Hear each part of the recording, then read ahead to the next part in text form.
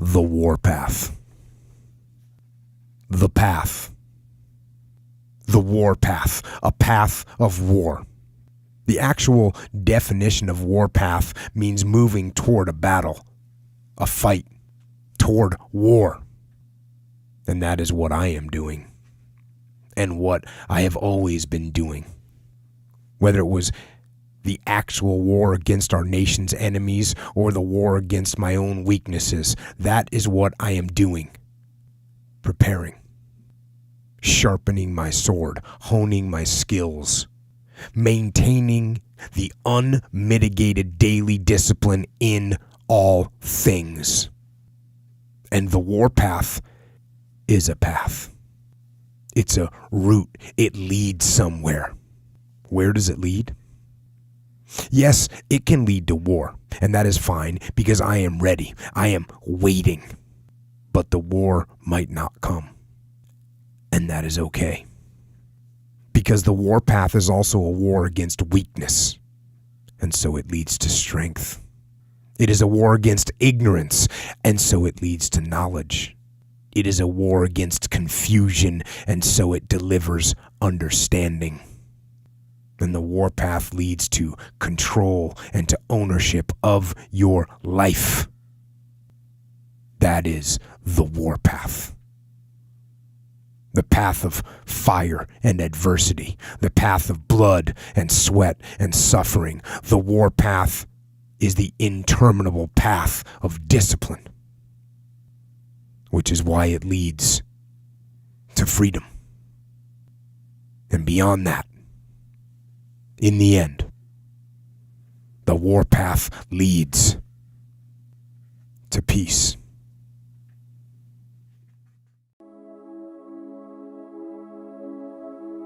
Enter through the narrow gate.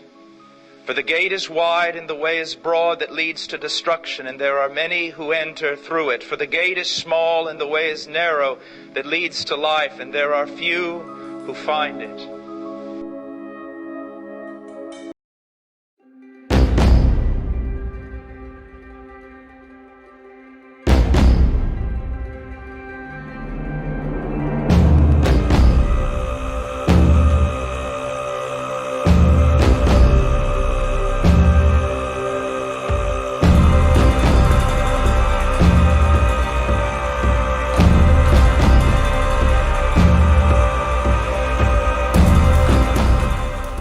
Welcome to the third and final video on Steal My Soldier's Heart.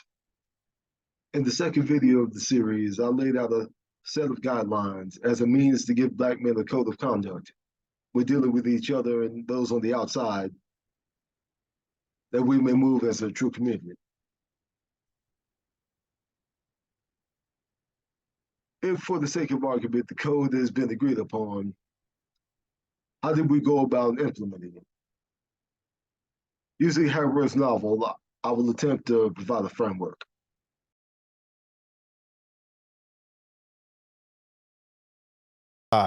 Yeah, them two dudes up at the top right there, and me. I have to understand exactly what was going on while your taxes went up. Because I made money in the scheme that Barack Obama had set up, had me paying $100,000 after they took the deductions.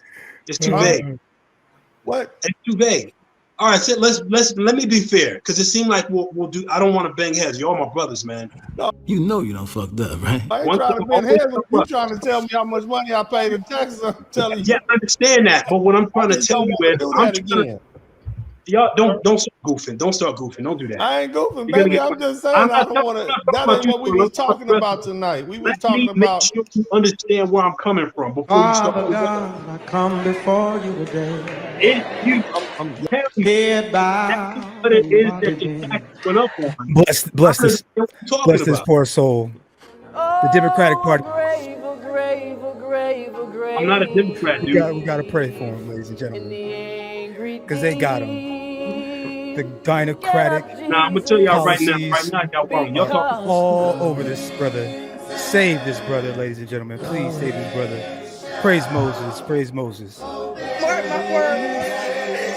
my word, you gonna pay for this shit. I promise you. That shit Amen. gonna be some bullshit.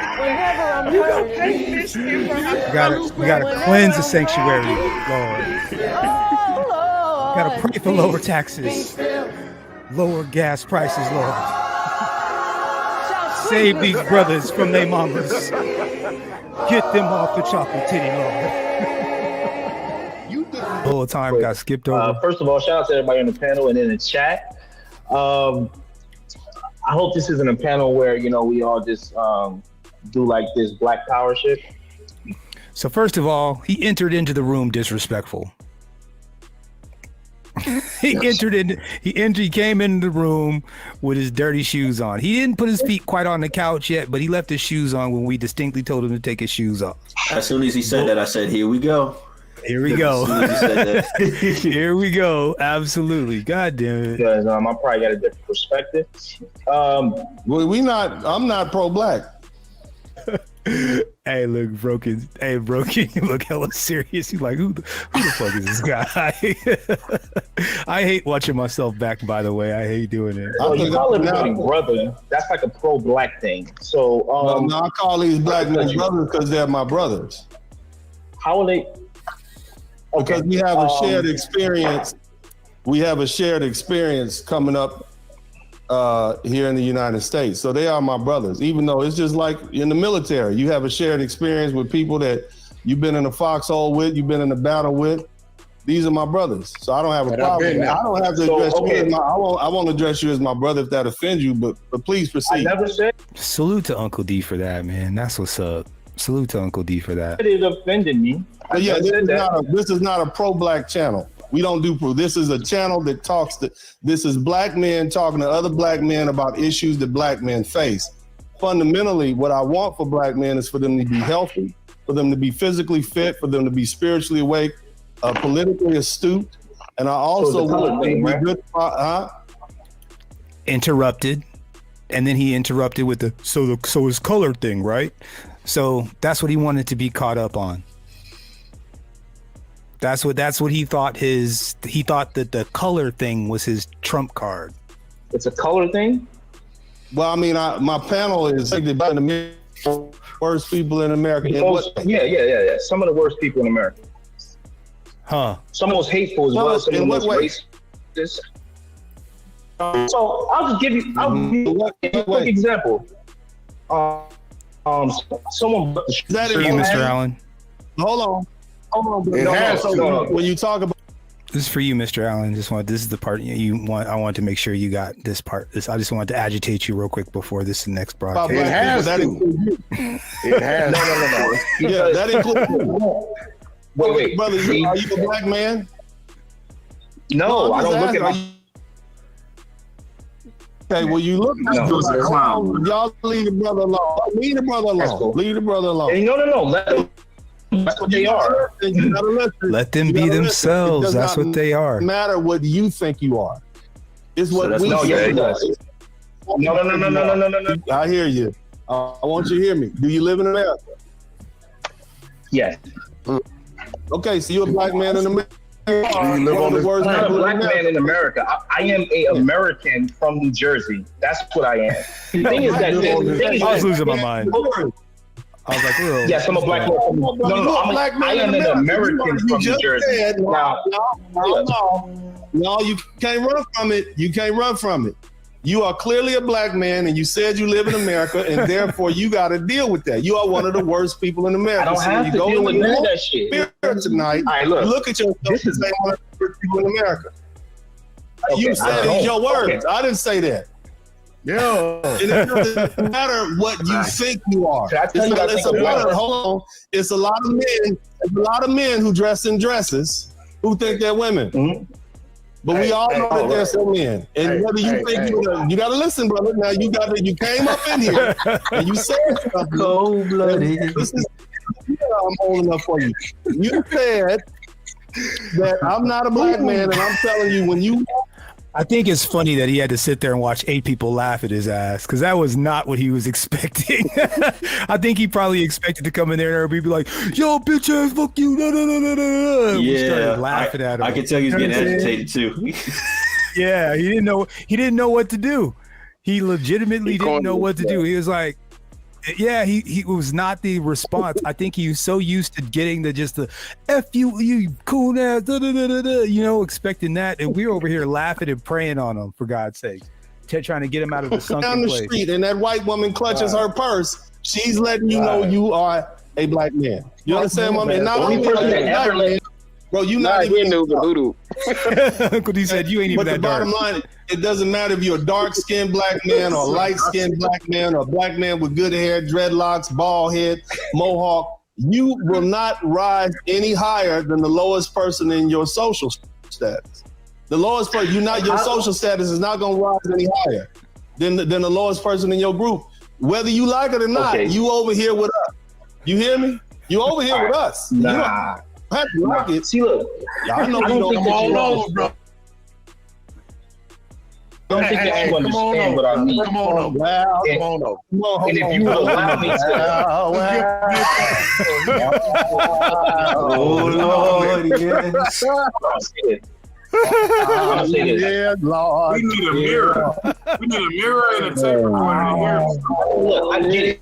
Y'all all can put us in the same boat, crabs in a barrel. I get it, but some of us, just like OJ said, I'm not black, I'm OJ. Bro, You know what I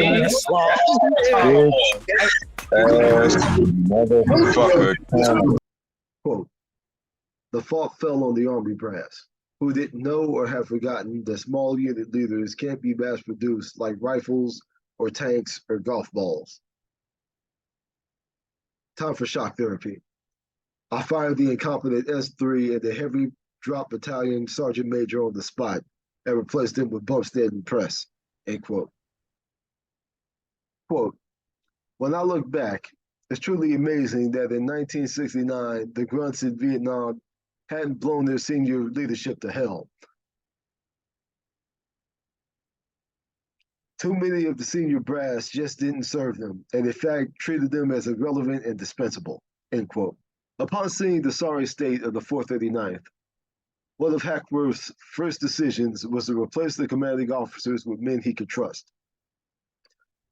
This is the example of circling the wagons. We need to distance ourselves and in some cases ridicule those that have proven themselves untrustworthy, much like the many denominations of Christianity, different branches with different views. The one idea that unifies the Christian church is the concept as described in John 3:16. For God so loved the world that he gave his only begotten Son, that whosoever believes in him will not die, but have everlasting life. Therefore, despite our many differences, agreeing to this one concept makes us all Christians. Let's apply the same logic to our space. You may not agree with everything one of us may say, but take the time to ask yourself, do I believe this man to be a true advocate for Black men? If the answer is anything other than yes, it would probably be wise to avoid them.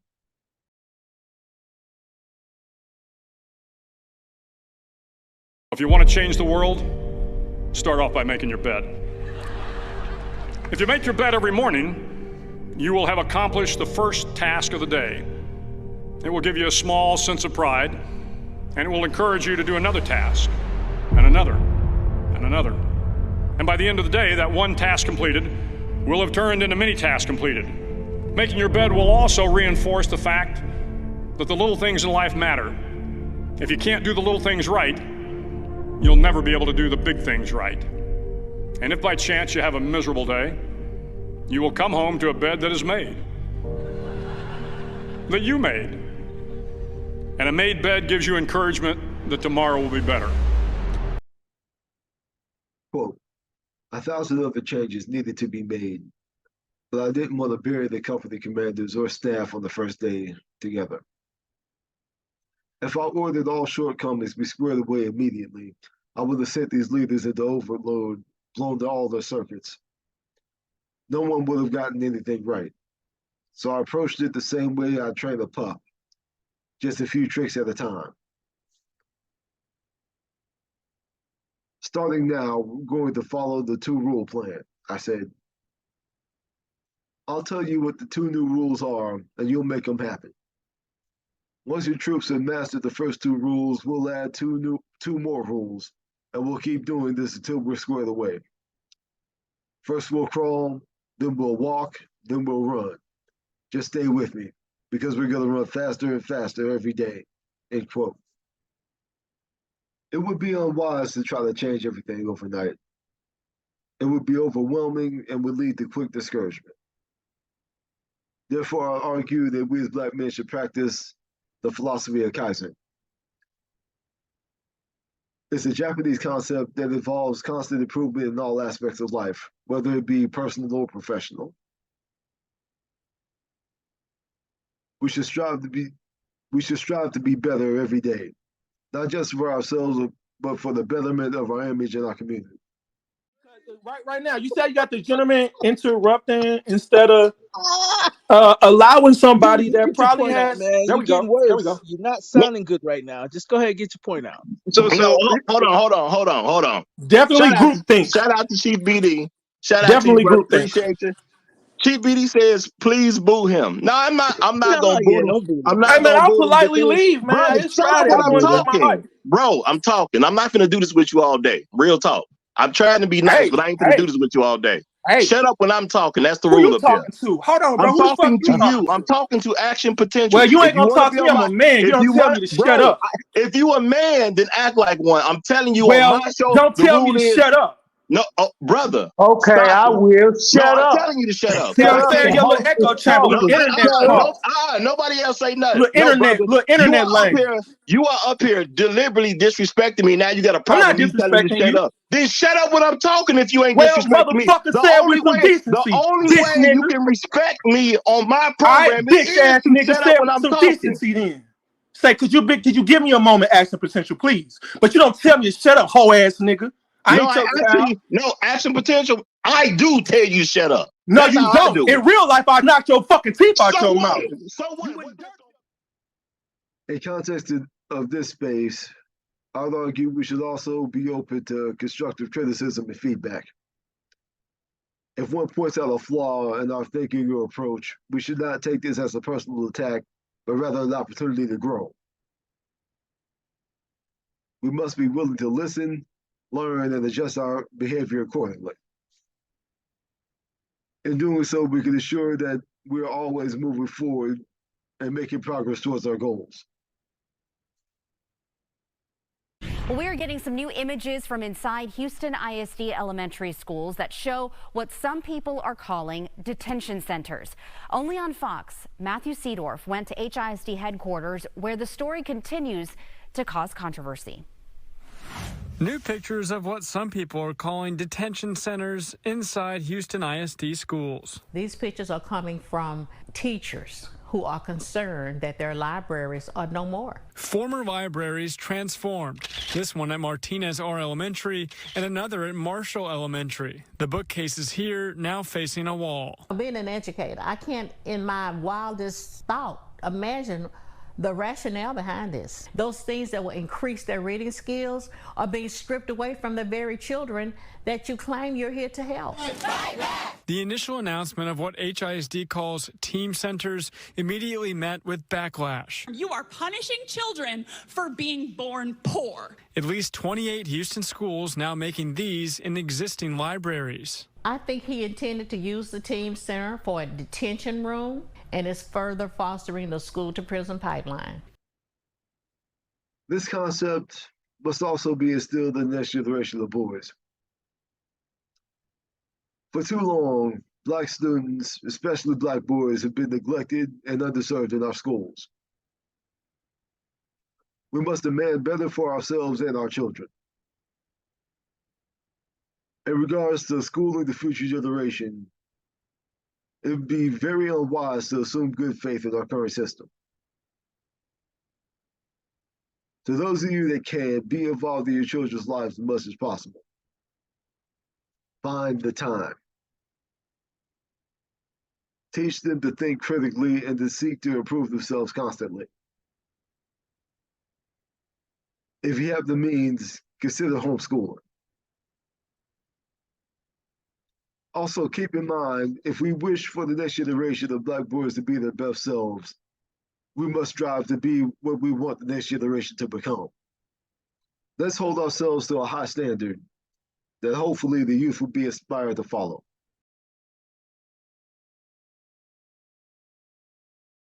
I write this down. You don't have to be great to get started, but you have to get started to be great. The first time I stood up to speak, I stood up and my mind sat down. I looked at the audience and I panicked. I had to introduce a play at school. We're about to start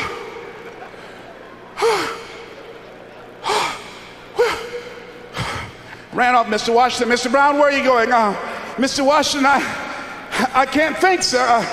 I don't know. Did you rehearse? Yes, sir, I did. Well, what's wrong? Why did you say your lines? I don't know, sir. I got up there and I looked at him and everything left me. Let me do it another day, please, sir. No, go back out there, Mr. Brown. Mr. Washington, I'll mess up, please, sir. Don't send me out there now. I'll mess up. Mr. Brown, if you run now, you will always be running. Anything that's worth doing is worth doing badly until you get it right. Why are you moving like that? I got to go to the bathroom, sir. Mr. Brown, go back out there.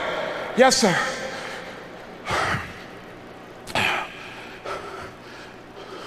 We're about to start a play called 12 Angry Men, directed by Mr. Leroy Washington. And I ran off. The next day, hey, Alfalfa! Hey, Les Brown, how are you? They dogged me out. They talked about me so bad. The next time another event came up, Mr. Washington, Mr. Brown, you're up. I said, no, Mr. Washington. Everybody says, no, not him. I said, they're right, Mr. Washington, not me. He said, Mr. Brown, you are up. Yes, sir. And I went out, and pretty soon, when people laughed at me, it didn't bother me. They would throw paper, and I could catch it without losing my concentration. And then one day, I came out, and a hush went across the audience because it must have been something about me that indicated that I had come to myself. And Mr. Washington had been practicing with me to give a presentation. And I looked at the audience and I said, I choose not to be a common man. It's my right to be uncommon if I can. I seek opportunity, not security. I do not wish to be a kept citizen, humbled and dull by having the state look after me. I want to take the calculated risk, to dream and to build, to fail and to succeed. I refuse to live from hand to mouth. I prefer the challenges of life to the guaranteed existence, the thrill of fulfillment to the stale calm of utopia. I will never cower before any master, nor bend to any threat. It's my heritage to stand erect, proud and unafraid, to face the world boldly and say, this I have done. Girls stood up and say, that's my boyfriend, honey. I like me some Les Brown, baby. Quote, they hated my gut. Not only did I have to get the battalion to understand that the new guy in charge came with a broom and the old ways were dead and gone the moment Lord climbed on the getaway chopper.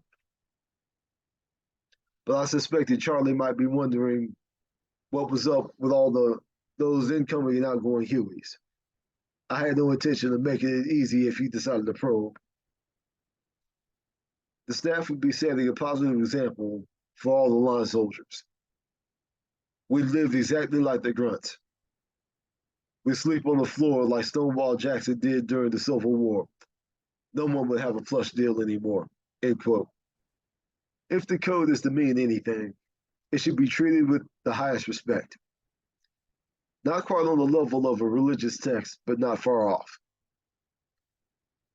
The gravity of this must be understood and upheld. Any deviation from community growth should be called out and corrected immediately. Refusal to fall in line would lead to exclusion and being left to the wolves.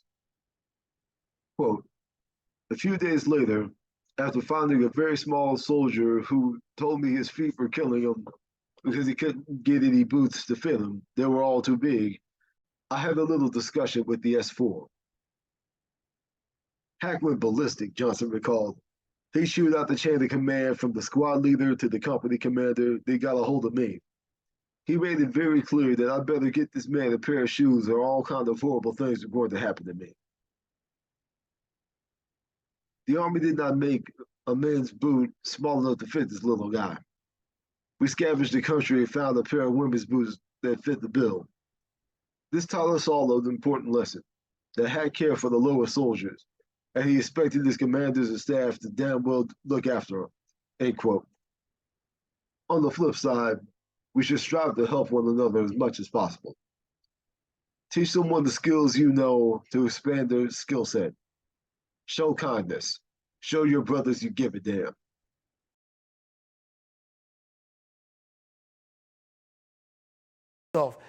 Self-talk and visualization are the two keys to my success. I believed for that last 19 miles, I was indestructible because I took myself in that chair, crapping up my back, peeing blood down my leg, shin splints, stress fractures. I use all that for motivation versus negativity. I use it for motivation. I said to myself, who on this fucking earth would still be going right now? You are. You are. You gotta be the hardest motherfucker on the planet. Is it true? I don't give a fuck. At that time, it got me to the finish line of that fucking race. I believed it. I believe it today. I believed it enough to where my body said, he's not gonna stop. Quote, I realized I had to convince everyone in the battalion that the Viet Cong were not 10 feet tall and that we could beat them anytime, anywhere, end quote. This goes heavily into speaking life into each other. Yes, we must understand our situation objectively, but understanding the past does not predetermine our future. Actively see yourself as the best version of you. Speak it into existence. This may sound woo-woo, but many people from different walks of life have used positive self-talk to achieve greatly. Also, consider what's been said about Black men and how it has affected many of us. The underlying anxiety and depression many of us experience, as well as the self-sabotage for subconsciously believing we're not worthy. Imposter syndrome.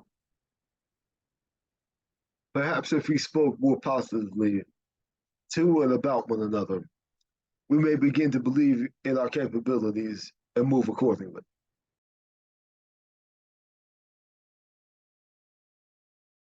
Take a look at these 4 kids. These preschool teachers watched a video of them playing for a 2016 study. The study asked them to press the enter key every time they saw a behavior that could become a potential challenge. But the thing about the study is it's kind of deceptive. There's actually no misbehavior in the video. The kids are actors, and the researchers were using eye tracking software because what they really wanted to know was when teachers expect misbehavior, who are they watching? The study found that both white and Black teachers spent more time gazing at Black boys than other children. Black boys make up less than a quarter of the nation's preschoolers, but more than 40% of preschool suspensions. The study's lead researcher told the Washington Post that implicit biases don't begin with Black men and police. They begin with Black preschoolers and their teachers, if not earlier.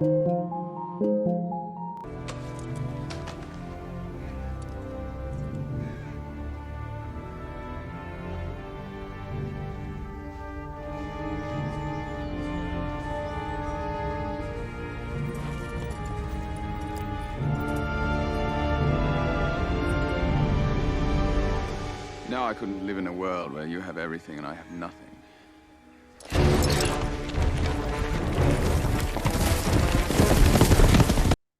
Quote, Press and I were preparing to walk the perimeter when the world fell in. Incoming! The shots ripped out from the darkness. Mortar rounds, recordless rifle fire, machine gun fire.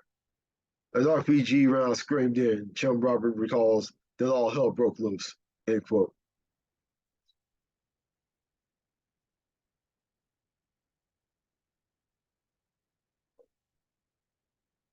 Let's be real.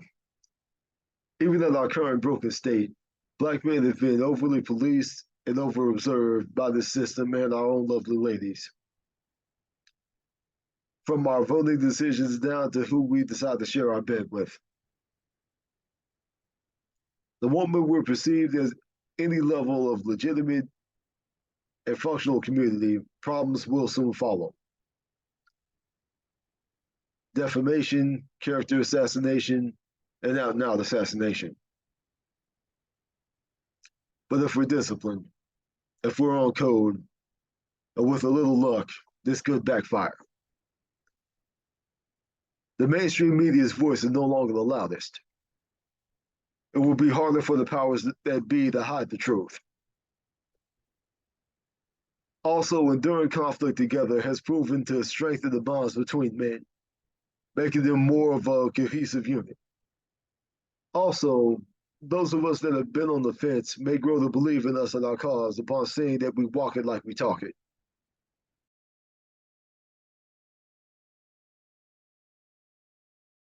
So many people deserve to feel so much better about themselves. They deserve to feel stronger and more capable and more confident, but they don't because they're waiting for the big, huge win before they ever allow that win to be integrated in their identity, right? They might win a couple of games, but they didn't win the championship, so they never let themselves feel like a winner, right? They do a good job a couple of days at work, but no one said, great job, and no one gave them a raise, and so they go home and they're like, they don't feel it because they're not allowing themselves to feel the wins. But we know from psychology and we know from goal attainment theory that unless you're starting with those small steps and giving yourself credit for them, the odds are you're not going to go on to the next steps that are bigger and bigger and bigger because your identity is still at the beginning stage, right? If you always feel like the beginner at something and you never feel the competency gains that comes from accomplishing and moving forward, but giving yourself credit for it, you're not likely to take on the bigger things in life. Quote, when it was over, Battle Company had deleted about 6 VC. The little firefight caused the start of a major turnaround in the troops' mindset. The Let's Get Hackworth campaign fizzled out flatter than hot beer. They no longer looked at me as their torturer, but as a leader who would be there when the bullets started flying. End quote. This monolithic system has many heads and uses many tactics, and therefore can seem insurmountable. Because of this, it is important that we maintain a high morale. Victories should be celebrated, even the seemingly small ones, as they can prove to be a reminder that the system was built by humans. And anything built by human hands can and usually does get torn apart. Remembering past victories can be used for fuel and momentum when dealing with larger issues.